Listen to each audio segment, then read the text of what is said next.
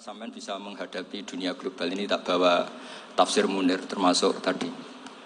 Kenapa orang Islam Rasulullah SAW itu lebih senang kalau yang menang itu orang Nasrani Romawi ketimbang yang menang itu orang Faris, dalam hal ini ateis.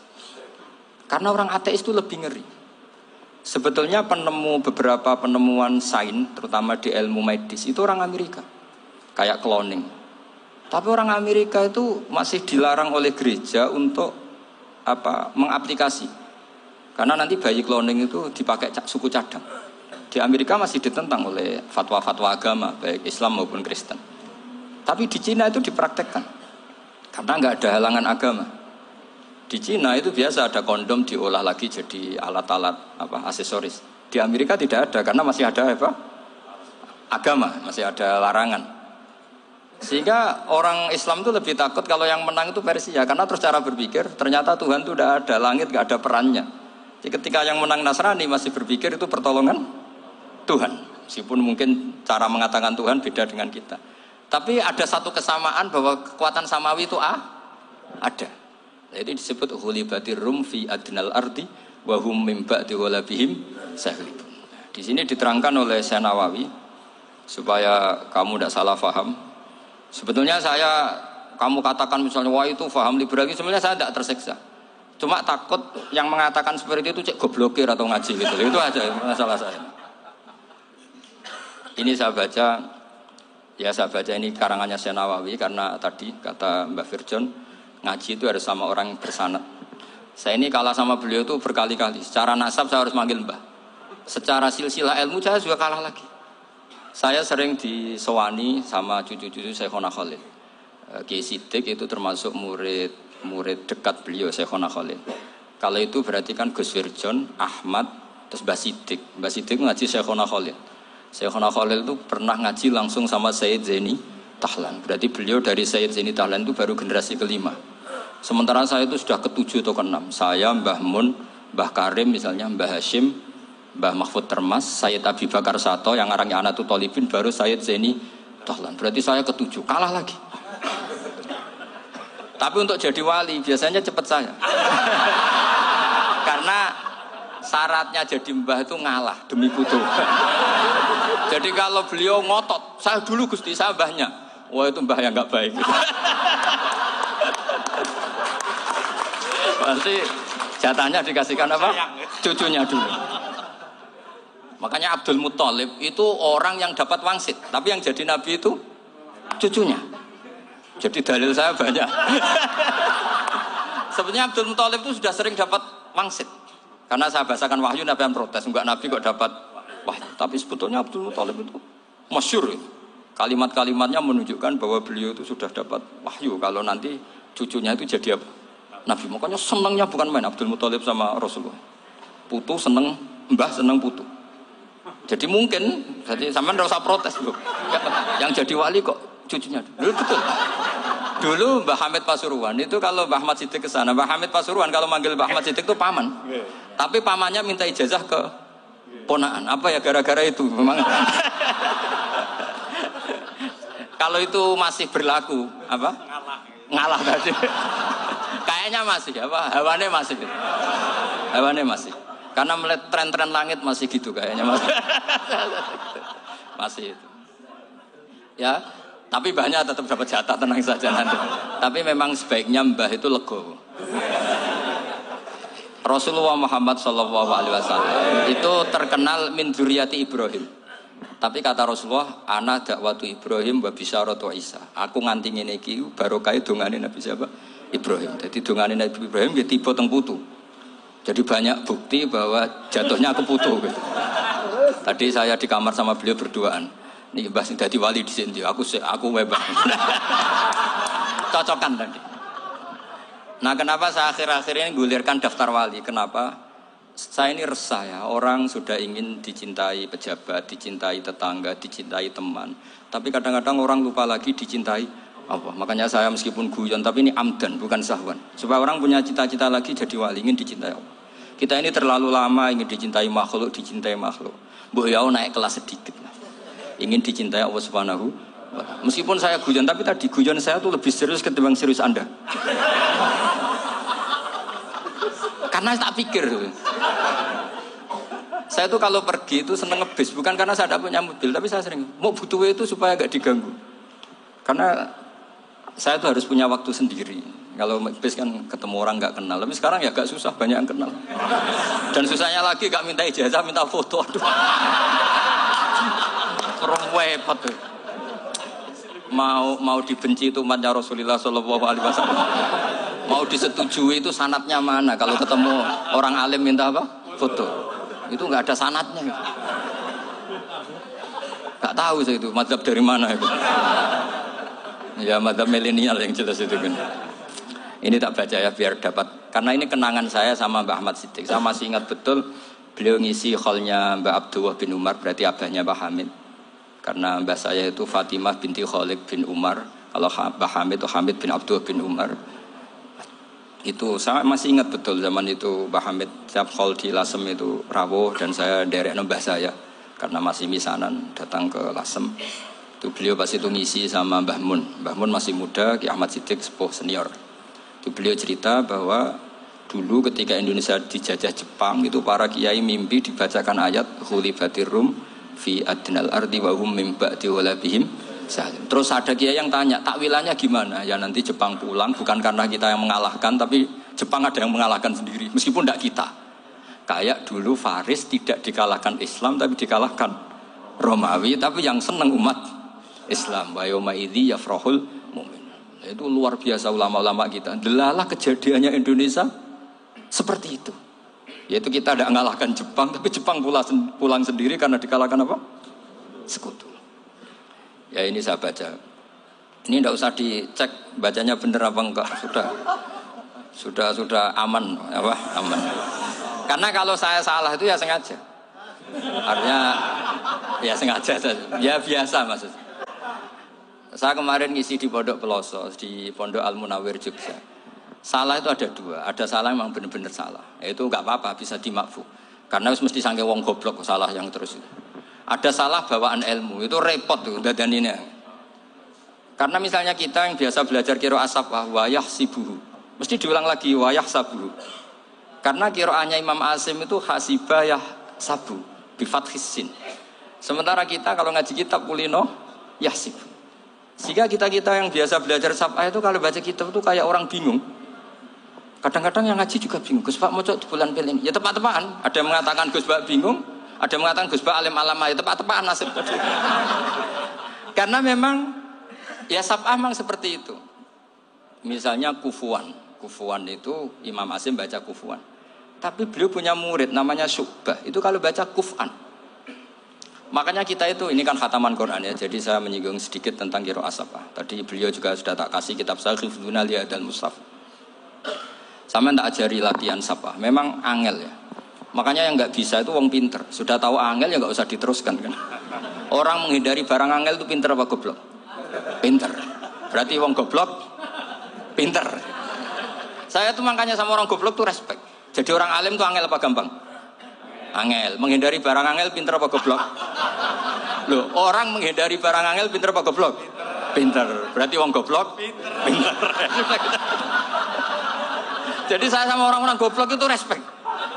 Sudah tahu jadi orang alim angel ya barang angel ya harus dihindari. Makanya saya ini insya Allah umatnya Nabi yang termasuk yang terbaik. Amin. Karena mencintai umatnya Nabi termasuk yang goblok. Itu tidak gampang itu. Karena tadi sudah tahu ya. Seperti itu loh orang naik panjat pinang. Itu yang naik karena ingin hadiah. Yang nonton sudah tahu, wah licin kok dinaikin mau keplotok ya. Tapi orang sepakat yang nonton juga pinter karena sudah tahu ribet kok. Tuku yang pasar gak kena lah apa mainnya. Sama juga gitu. Ngalim tafsir angel, ngalim fikih angel. Tapi karek ngaji ngerekam kan gampang. Itu pinter apa goblok? Pinter. Iya. Makanya kula niku mbok burohno ngono tok. Saya tadi dinasihati Mbak Firjon, muga-muga hati saya selamat. Saya itu meskipun kata orang banyak, muhibbin saya banyak, tapi saya insya Allah tidak riya. Saya itu pakai kitab namanya Tasbidul Fuad, itu karangannya Said Abdul Wal Haddad. Ketika beliau punya muhibin banyak ditanya, bagaimana ya Habib Anda menjaga hati Anda? Jamnya Syed Abdul Haddad itu unik. Innama azomu Allah. Mereka itu sebenarnya menghormati Allah. Cuma butuh sarana, dan itu saya. Jadi saya tahu sampean semua itu mencintai Quran, mencintai sunnah Rasul, mencintai hadis-hadis Rasul. Cuma sampean kan karena nggak paham, terus manfaatkan saya. Jadi sebenarnya saya ini korban. Korban. Jadi saya mau riak gimana? Korban kok mau. Bangganya di mana tuh? Coba sampean misalnya ngaji tafsir, belajar sendiri kan susah. Terkibnya susah, maknanya susah. Bahkan beli kitabnya kadang tidak kuat. Loh, untuk jadi alim tafsir itu kan harus beli kitab. Loh, saya sering belajar kitab itu jutaan. Tafsir Tobari, saya pernah beli kitab Fakhrur Razi itu berapa coba? 27 jilid. Karangannya Fakhrur, belum karangannya ulama modern, Imam Sya'rawi. Itu berapa jilid? Itu jutaan. Saya kemarin juga dihadiahi kitab Pak Quraish Shihab namanya Faidul Bari fi Syarhil Bukhari. Pak Quraish Shihab yang terkenal. Dia sering diskusi sama saya. Saya ngasih hadiah beliau ngasih hadiah saya. Oh itu harganya nggak kuat. Tidak kuat kadang di Indonesia nggak ada coba. Dan sama orang hebat menghindari kesulitan itu. Nah, kesulitan itu, sekesbak ngaji ikut. Kalau nggak paham, dirukok rekamannya sudah gitu. Pinter mana sampean sama saya? Pinter sampean kan? Bikin sosis susah, beli aja kok repot kan? Makanya nggak boleh orang bilang, wah aku goblok reso tafsir, aku wong pinter. Makanya nanti kalau saya ketemu Nabi tidak termasuk orang yang mentahkir orang Islam. Kafa bil mari isman ayah kira akhul muslim. Jadi cukup orang itu dosa kalau menyepelekan orang Islam. Termasuk darani sampean goblok itu dosa. Caranya nggak darani goblok ya tadi di logika tadi. Alim itu angel. Gendari angel itu pinter. Berarti wong bodoh. Pintar ya sudah gitu. Tapi tetap bodoh. Tapi ini satu cara untuk saya respect gitu. Coba orang yang ngaji tafsir saya banyak, mungkin ribuan. Itu sebetulnya mencintai Quran. Karena Quran adalah kitab suci yang panduannya umat Islam. Sangat mencintai Quran. Terus kemudian mereka nggak paham. Terus mencari orang yang memahamkan. Burono lah cara jawabannya. Terus keren saya itu di mana coba? Lah terus mereka kurang ajarnya gini, kalau paham itu ya alhamdulillah paham. Kowe nak ngaji Gus Bae ngono tok. Tapi nek ora paham, ora nyalano akal. Mari Gus Bae nerangno cepet, mulane gak paham. Ora kok nyalano teke sing lelet tuh. Oh kan masyaallah naudzubillah tenan. Sebetulnya tingkat kurang ajarnya tinggi Gus. Jadi kalau enggak paham itu kadang enggak nyalahno uteke. Kayak mau misalnya, mau mari mikir ra jelas. Padahal misalnya jelas ora mesti paham, bodoh. Paham ya? Jadi kata Syed Abdul Haddad, innama azzamu Allah. Sebenarnya mereka itu sangat menghormati Allah. Makanya kita enggak perlu mengatakan wasilah itu kafir, enggak akan. Karena orang tawasul sama Rasulullah itu ingin dapat ridhonya Allah lewat orang yang dicintai Allah. Kita mencintai wali sebenarnya wah itu kekasih Allah. Kita mencintai itu karena mencintai Allah. Sama seperti gini. Kamu mencintai kangkung apa enggak? Sebenarnya sama sekali enggak. Tapi kamu ingin sehat, ada asupan gizi. Kamu ingin tubuh kamu sehat, butuh asupan gizi. Kemudian kamu makan kangkung. Apa terus kamu cinta kangkung kan enggak? Cinta kesehatan kamu sama. Orang yang mencintai saya sebenarnya ingin kepuasan rohani. Saya kan termasuk kiai yang torekonya gampang. Ini swarga kan akhirnya penggemarnya banyak. Coba kalau kamu ini neraka. Jadi sebetulnya Anda mencintai kepuasan Anda Nah, saya ini korban. Makanya untuk masuk surga cepat saya, korban itu cepat. Da'watul mazlum la turaddu kan gitu. Laisa bainahu wa bainallah hijab. Jadi saya kalau donga langsung seret langit. Karena mazlum. Saya sinau tafsir itu, Pak, sampean bayangkan ada tafsir itu sudah 27 jilid. Sing ngarang Fakhrur Razi itu buletnya bukan main. Karena dia ahli filsafat. Buletnya masyaallah. Sudah gitu sinau Jalalain kadang dikomen oleh Sawi. Sudah kita percaya Jalalain jebule dibuli Sawi. Percaya Sawi dikandani, "Oh iku Maliki ra Sawi." Oh ribet. Sudah gitu sinau Qurtubi, sinau tafsir Tobari itu susahnya. Belinya susah, belajarnya susah. Padahal saya punya keluarga, punya istri, punya anak. Bayangkan kalau istri saya rewel kayak istri sampean. Wah itu. Tapi alhamdulillah enggak. Sama sekali enggak. Allah sudah milihkan, wah ini bahaya kalau punya istri rewel. Imam Sibawai itu kitabnya banyak, tapi yang terbukukan hanya kitab Sibawai. Karena beliau kalau sudah belajar lupa istri. Hanya pas beliau di pasar, kitabnya dibakar semua sama istrinya. Karena dianggap saingannya. Ternyata yang dicerai tidak kitabnya, malah istrinya. Itu Imam siapa? Sibawai. Tapi alhamdulillah kitab saya nggak terbakar, aman. Saya teruskan ya. Jadi untuk menjaga riya dilatih innama azzamu Allah. Sebenarnya mereka itu menghormati, sehingga wasail-wasail itu sebenarnya nggak pernah jadi subjek pelaku utama, tetap Allah. Sebab itu kata Sayyid Muhammad, kamu kok mengatakan wasilah itu kafir itu gimana? Ketika innallaha qad ba'atsa lakum taluta malika. Talut itu ya manusia. PD-nya itu apa? Inna ayata mulkihi ayyatiyakumut tabut fihi sakinatum mir rabbikum wa baqiyatum mimma taraka alu Musa wa alu Haruna tahmiluhul malaika. Jadi beliau PD itu kalau bawa sunduk semacam peti sakti, sing di situ ada baqiyatum mimma taraka alu Musa wa alu Haruna tahmiluhul malaika. Ya kayak semacam jimat. Tapi saya bukan mensyariatkan jimat enggak, karena nanti banyak penjual yang pembohong juga gitu loh. Cuma cerita, kamu tidak usah mengatakan kafir. Dulu Talut PD-nya kalau bawa sunduk semacam peti kesaktian yang di situ ada baqiyatum mimma taraka alu Musa wa alu Haruna tahmiluhul malaika. Sehingga Khalid bin Walid meskipun beliau sahabat dan menyaksikan wajah Rasulullah sallallahu alaihi wasallam, itu bawa sya'aratun min sya'aratihi Rasulullah sallallahu alaihi wasallam, bawa rambutnya Nabi. Perang kemana-mana itu diletakkan di pecinya. Nanti sama tanya lagi, masa pakai peci Khalid bin Walid itu? Wah panjang, sampai itu repot. Sampai tak warai ngaji usul fikih. Usul fikih itu kalau ngaji itu ada istilah tangkihul manat. Ini mesti ini wilayah yang kita bisa berdebat sama Mbah Firjon. Dulu itu musuh saya karena saya makili Anwar, beliau makili Peloso. Tapi tahu-tahu kalah tua terus saya mengundurkan diri. Di fikih itu ada istilah, ada tangkihul manat, ada tahqiqul manat, ada tangkihul manat. Tangkih itu kira-kira gini, lafadz hadis itu dibuang sekian untuk tahu bahwa itu madarul hukmi. Misalnya gini, tak beri contoh paling gampang. Sama harus paham, kalau nggak paham nggak pinter-pinter. Ja'a a'rabiyun ila Rasulillah sallallahu alaihi wasallam. Ya karena ini menghormati Mbah Ahmad Siddiq, saya orang alim, jadi ngaji ini tetap ada suasana alim. Ya harus ada suasana alim. Nggak perlu jadi orang alim, tadi susah. Sudah ngindari susah itu pintar. Sudah itu aja. Jadi orang alim susah, ngindari barang susah pintar. Berarti orang tidak alim pintar. Nah, meskipun tetap sudah itu pegangi sampai mati nanti. Loh, jadi orang alim itu repot. Itu kata Imam Ghazali, kalau orang alim kalau mau masuk surga itu sama Allah nggak boleh. Kif, kamu nggak boleh langsung masuk surga. Coba cari umat kamu, syafaati dulu. Nah, saya takut nyari sampean tidak bisa kembali. Saya tidak punya rencana itu. Pokoknya mau masuk. Boleh sampean kuaduan. Aduan balik raroh dewa, repot nanti saya. Berat jadi orang alim itu berat. Ya saya teruskan ya. Ada tangkihul manat. Ja'a a'rabiyun ila Rasulillah sallallahu alaihi wasallam. Faqala ahlaktu wa ma ahlakaka qal waqatu imraati fi nahari Ramadan. Ya sidang saya ini rusak ya Rasulullah. Kenapa? Karena saya menjima istri saya fi nahari Ramadan. Kata Nabi, kamu harus bayar kafarah. Napa Nabi kafarah? Puasa 2 bulan.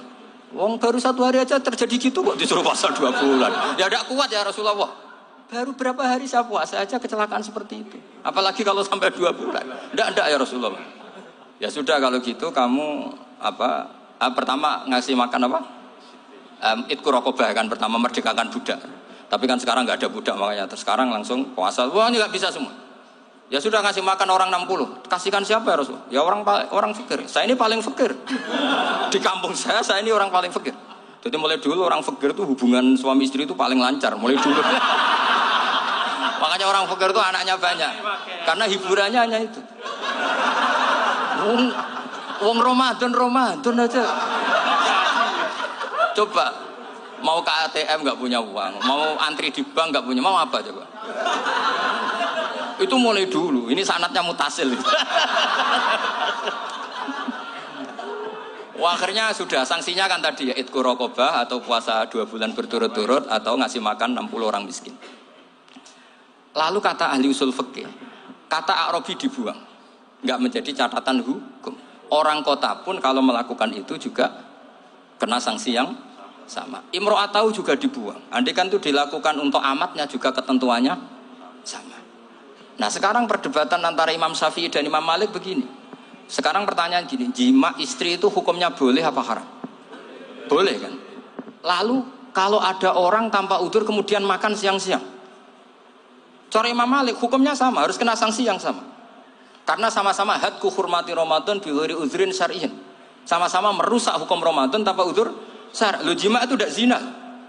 Kan hukumnya jaiz. Nah, sekarang makan hukumnya jaiz, harusnya juga kena ketentuan yang sama. Cara pikirannya Imam Malik. Nah, alhamdulillah Imam Syafi'i gak setuju. Wah, cara setuju repot. Bahkan orang-orang Syafi'i sudah punya khilaf, kalau gitu minum dulu. Iya, biar iftarnya pakai minum. Setelah minum baru jima kan. Ini sudah menyiapkan khilafnya. Ini khas Syafi'i ini, bongsong rekayasa hukum. Nanti bisa belajar jauh cara ngakali hukum. Makanya guyonan yang masyhur Gus Dur itu gitu. Ada seorang kiai atau Gus lah, ya punya salah, namanya manusia kan punya salah, entah cangkruk entah apa, pokoknya punya salah.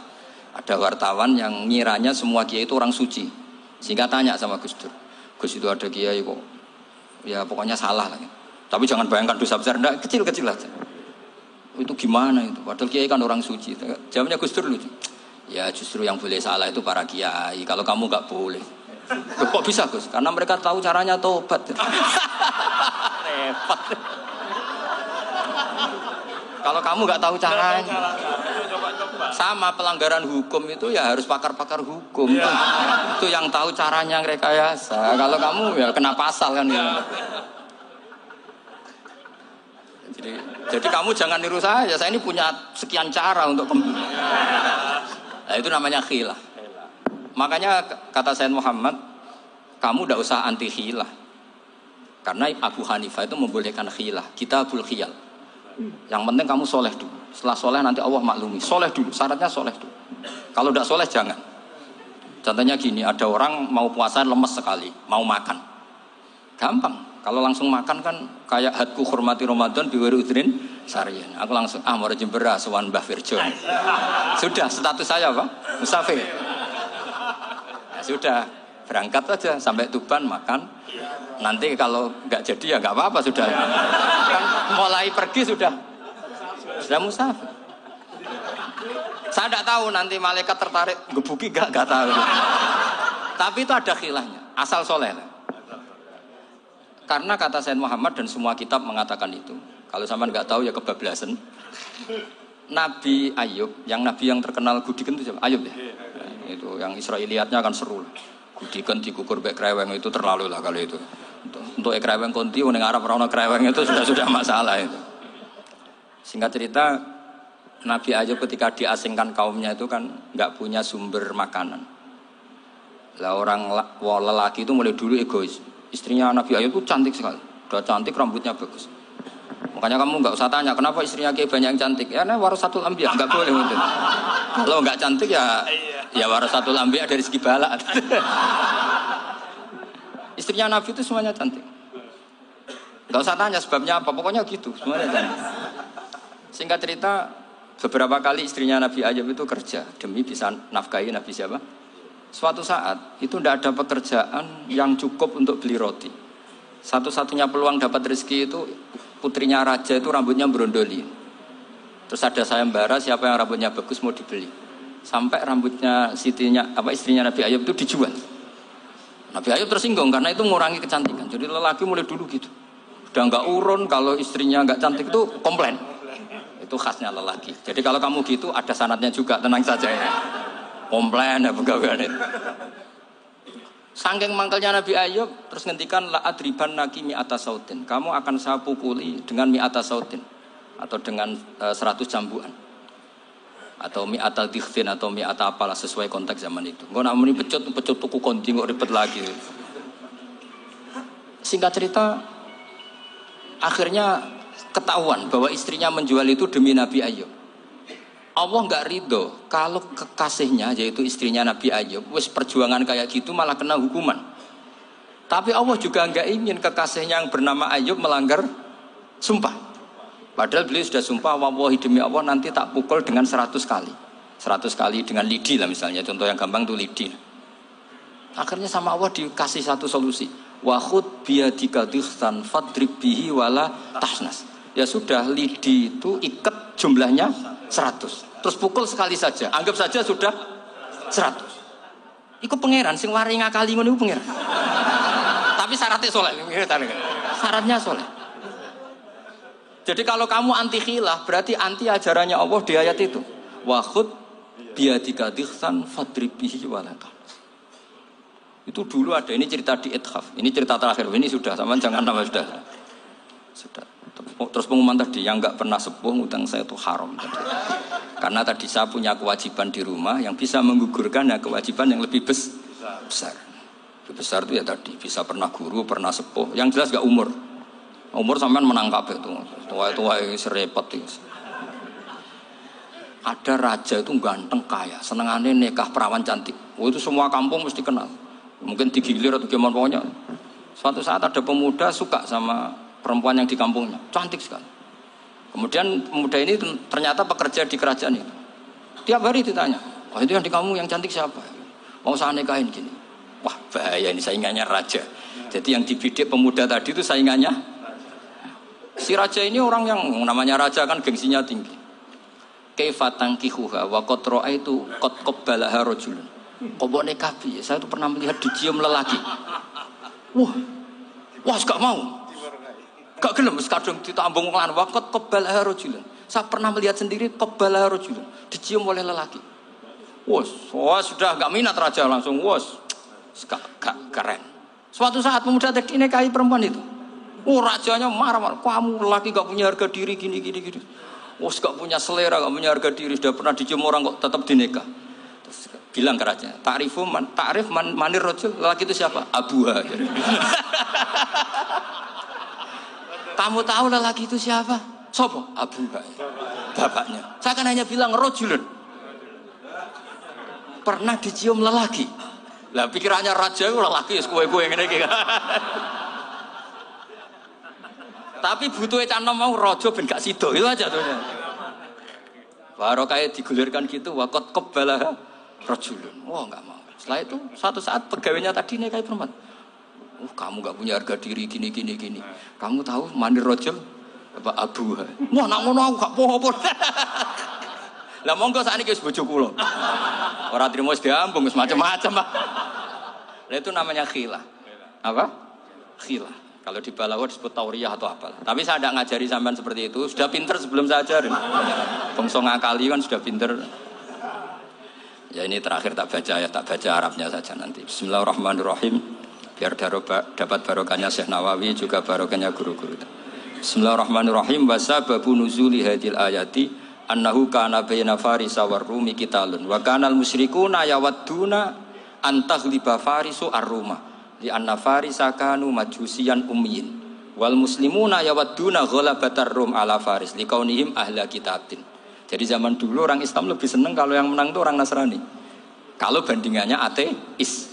Karena bagaimanapun percaya kekuatan langit. Sementara orang ateis sama sekali tidak percaya kekuatan. Apapun bedanya kita dengan Nasrani itu ada kesamaan, yaitu percaya adanya kekuatan langit. Sehingga ketika orang Romawi kalah itu orang Islam ikut susah. Paham ya? Makanya ini tak baca biar sampean enggak macam-macam pikirannya. Fa Kisra saat terusnya, ya pokoknya seperti itu. Akhirnya Rasulullah SAW berdoa lebih senang yang menang itu Rom karena ahli kitab.